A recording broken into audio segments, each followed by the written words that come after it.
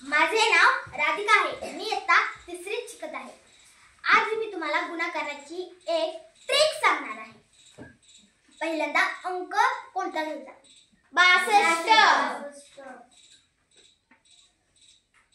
62 ने आता 99 ला गुणायचं.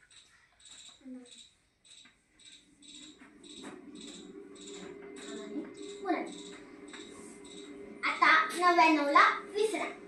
62 मधून 1 गेले. 61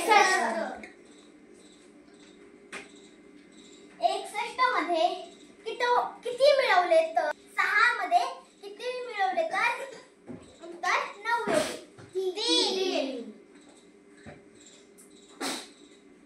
1 मध्ये किती मिळवले तर 9 उत्तर येईल. 8.